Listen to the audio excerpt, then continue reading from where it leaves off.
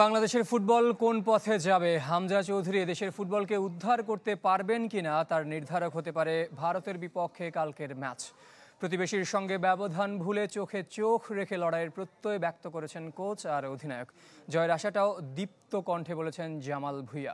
ভারত অবশ্য মুখে হামজার ভয়ে ভীত নয়, পুরো দলকেই সতর্ক করেছে।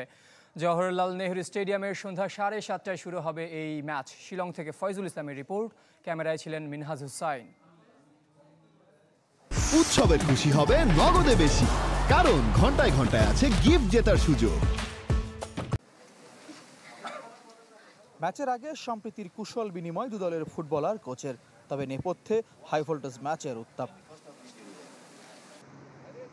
দেশ বিদেশে প্রায় এক মাসের প্রস্তুতি, হামজা চৌধুরীর মতো বিশ্বমানের ফুটবলারের অন্তর্ভুক্তি আর ফুটবল প্রিয়দের আকাশচুম্বী প্রত্যাশা নিয়ে ভারতের বিপক্ষে মাঠে নামার অপেক্ষায় বাংলাদেশ। সোমবার প্রথম অনুশীলন ম্যাচ ভেন্যুতে। ম্যাচ পূর্ব সংবাদ সম্মেলনে এসব ভুলে হেড কোচ হাভিয়ের কাবরেরা ফুটবলারদের পরিশ্রমের ফল বুঝে নিতে চান। অধিনায়ক জামাল ভুঁইয়া জিততে চান বড় ভাইদের বিপক্ষে। Squad, I think, is the best squad so far. অনেক strong. Hamza তো আসছে, so it definitely is a big boost for us.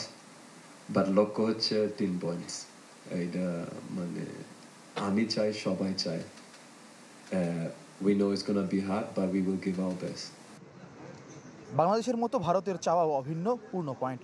দু দলের দুই তারকা হামজা চৌধুরী আর সুনীল ছেত্রীকে ঘিরে সবার আগ্রহ, তবে দুই স্প্যানিশ টেকনিশিয়ানের নজর দলগত পারফরমেন্সে। হামজা সুনীলের লড়াইয়ের জন্য সবাই অপেক্ষায়, তবে তাদের বাইরেও দু দলে পার্থক্য গড়ার ফুটবলার আছে। দলগত লড়াই হবে। Game and hopefully we will make. I think obviously is a very good player.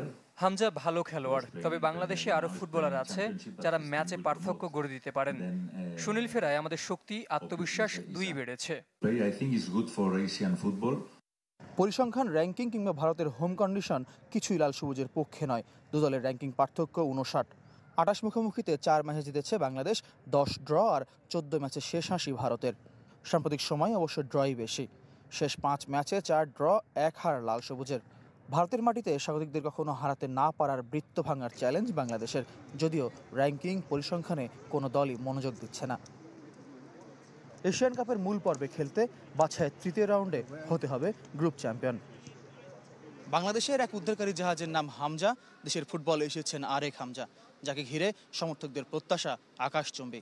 তিনি কি পারবেন দেশের ফুটবলের উদ্ধারকারী হতে? সব উত্তর আর অঙ্কের খাতা হয়ে অপেক্ষায় এই জওহরলাল নেহরু স্টেডিয়াম। ফয়জুল ইসলাম, চ্যানেল 24, শিলং, ভারত।